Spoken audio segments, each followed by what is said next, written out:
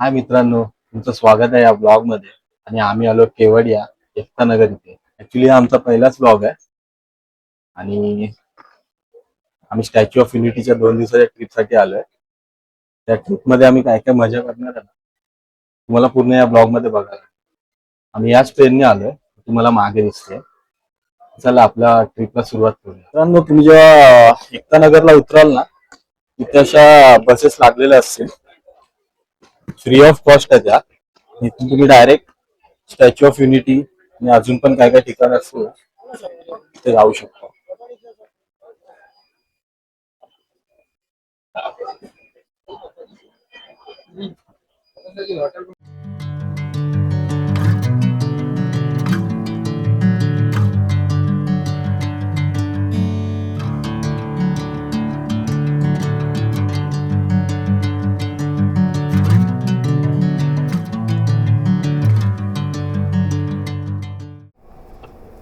Guys आम्ही पोहोचलोय आणि आता आम्ही चाललोय.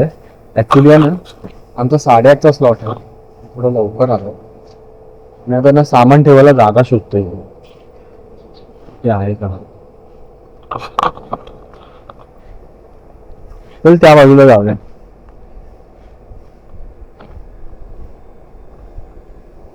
हा बघा इथे स्टॅच्यू आहे आणि इथे ना हे यांचं बस स्टँड आहे. ते सर्व बसेस आहेत ना, ते इथे थांबतात. इथे बस स्टॉप आहे.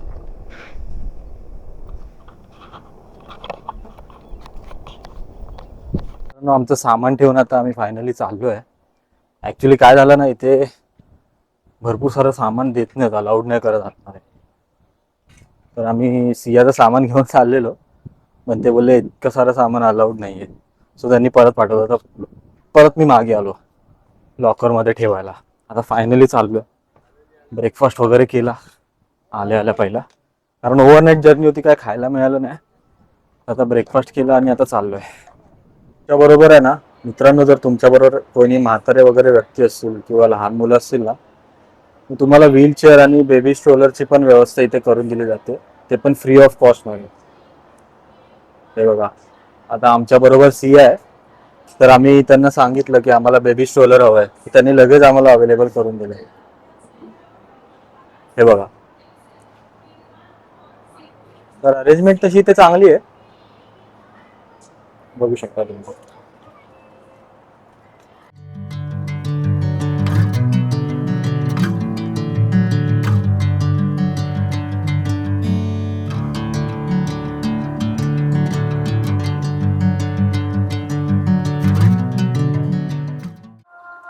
हा बघा स्टॅच्यू ऑफ युनिटी. तुम्हाला ना ऍक्च्युली व्हिडिओमध्ये हा खूप छोटा वाटतोय, पण जर तुम्ही समोरासमोर बघाल ना तर खूप उंच आहे. हा खूप उंच आहे. ऍक्च्युली व्हिडिओमध्ये ना ते तुम्हाला खूप छोटं वाटत असेल. मित्रांनो, आम्ही आता आतमध्ये आलोय. इथे थोडं म्युझियम टाईप आहे आणि स्टॅच्यू बद्दल सर्व माहिती दिली आहे इथे, स्टॅच्यू बद्दल. हो,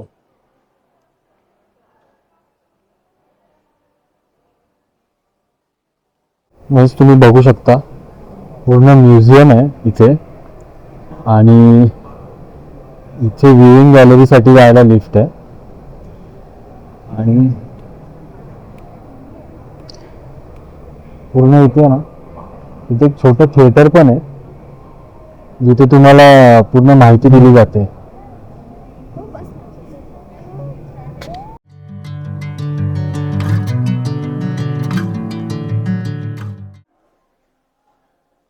गाईज आम्ही आलोय व्ह्यूइंग गॅलरीला.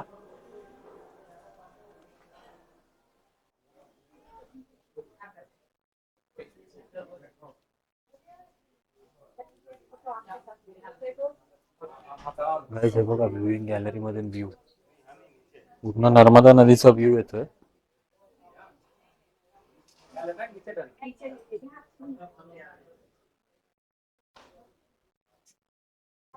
तुम्हाला डॅम पण दिसत असेल.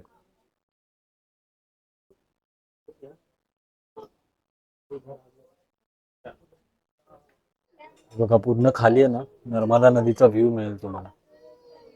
आणि पुढे तिकडे डॅम आहे.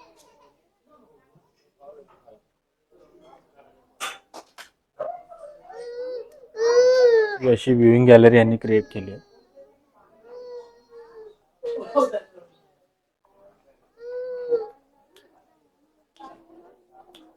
गाईज हे बघा पुतळ्याचं कसं बनवलंय ना हा पुतळा, ते पण सुद्धा तुम्ही बघू शकता. बघा आतून हा पुतळा कसा आहे. हा सेक्शन इथून पुतळा कसा बनवलाय. हा पूर्ण ऍक्च्युली ब्रॉन्झचा पुतळा आहे. तो कसा आतून त्याचा कसा व्ह्यू आहे ना बघू शकता. ही इथे व्ह्यूइंग गॅलरी आहे. इथे व्ह्यूइंग गॅलरी आहे. इथे आतलं इन्फ्रास्ट्रक्चर तुम्ही बघू शकता.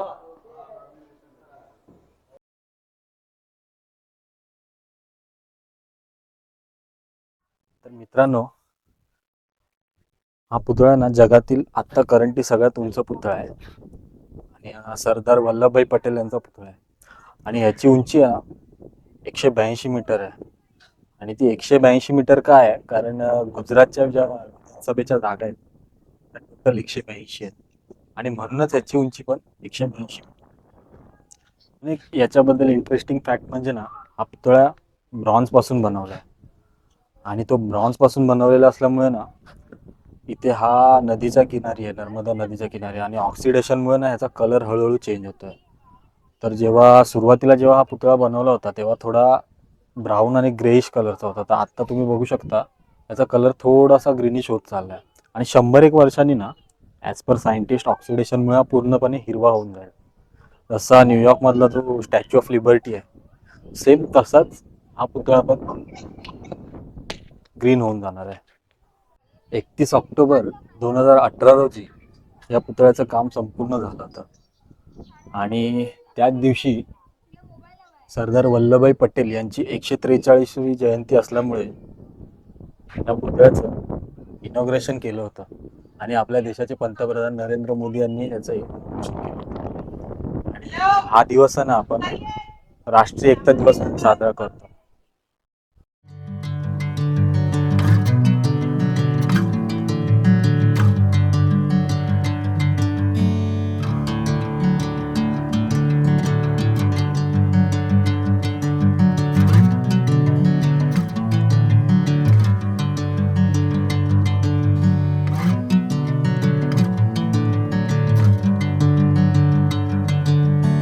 Bring me into golden sunlight.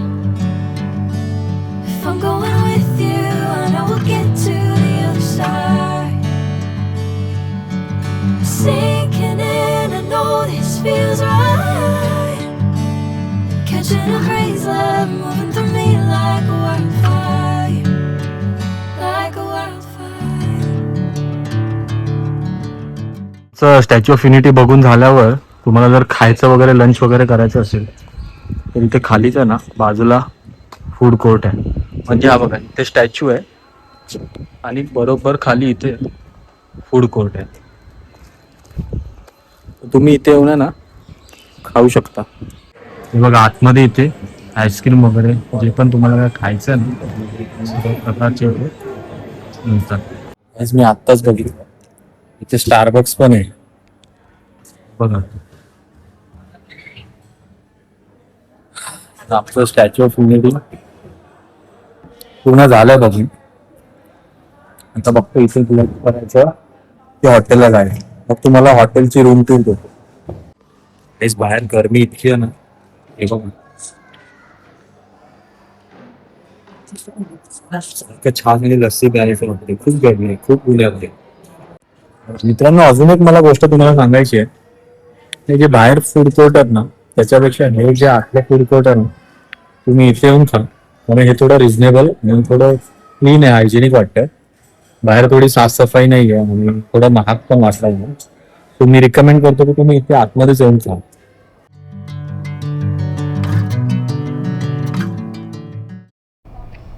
Guys हे बघा आमचं हॉटेल. या हॉटेलमध्ये आम्ही स्टे करतो. हॉटेल BRG आहे. बजेटमध्ये स्टे तुम्हाला हवा असेल तर इथे तुम्ही चेकआउट करू शकता. मित्रांनो आम्ही आता चाललोय नर्मदा आरती. आणि अजून बघू पुढे अजून काय करायचं. पहिलं तर खूप भूक लागली. पहिलं तर अजून खाणार आहे ना सिया. सियाचं पोट भरलंय. तिचं पोट भरलंय पण आमचं नाही भरलंय. तर पहिल्या आधी ना आम्ही फूड कोर्टला जाणार. काय बघा इथे लहान मुलांना खेळण्यासाठी आहे ना चिल्ड्रन्स पार्क आहे. ऍक्च्युली 6 वाजता बंद झालं.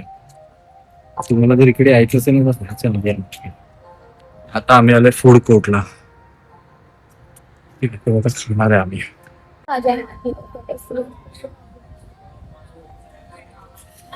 आता आम्ही कॉफी पिणार आहे. मस्त कॉफी मागवली. सनसेट आता आम्ही डायरेक्ट गंगा आरतीला जाणार आहे. गंगा आरती नाही सॉरी नर्मदा आरती.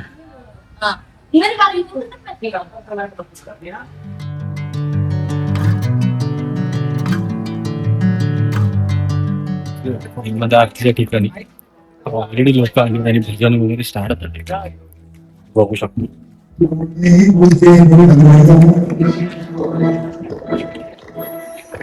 तूने मुझे मिलाया सिरवा दिए.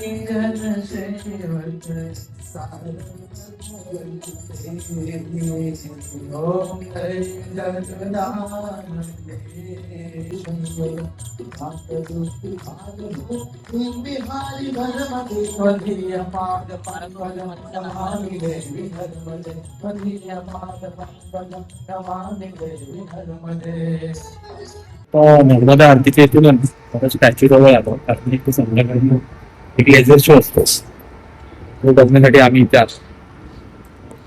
ऍक्च्युली काय झालं आम्हाला थोडा उशीर झाला आणि आता आतनं जाताना आम्ही बाहेरूनच भेटलो. बाहेरून दिसतो असं काय लेझर शो बघूया. Bates fabriques un interessat. Amsterdam per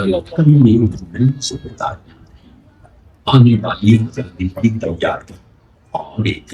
Bharat हे खूप तांत्रिक संघटनांची संघर्ष.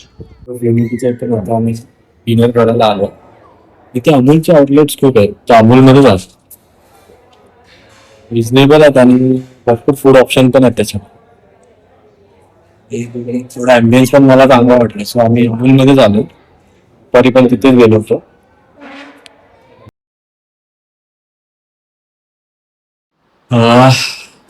हॅलो फ्रेंड्स, आता आम्ही नर्मदा आरती आणि त्याच्यानंतर लेझर शो बघून हा आता परत रूमवर आलो हॉटेलवरती. आणि आज खूप जमलो ऍक्च्युली. बाहेर ऊन पण खूप आहे इथे. आपल्या मुंबईसारखंच क्लायमेट आहे जवळपास. आणि उन्हात फिरताना खूप म्हणजे मी तर बोलतो तुम्ही काहीतरी कॅरी करा अम्ब्रेला वगैरे किंवा सनस्क्रीन लावून वगैरे. जर तुम्ही उन्हाळ्यात येत असाल तर आता काही गरज नाही पण ऊन खूप आहे बाहेर. आज खूप दमलो आहे आणि काल पण ओव्हरनाईट जर्नी होती तर आम्हाला ना आराम करायला मिळालं नाही. सो आता झोपणार आहे कारण उद्या अजून फिरायचं आहे आणि आमचं या हॉटेलमधून 10 वाजता चेकआउट आहे. तर उद्या दुपारी पण काय आम्हाला मिळणार नाही आराम करणं. सो आता झोपून डायरेक्ट उद्या भेटूया. बाय.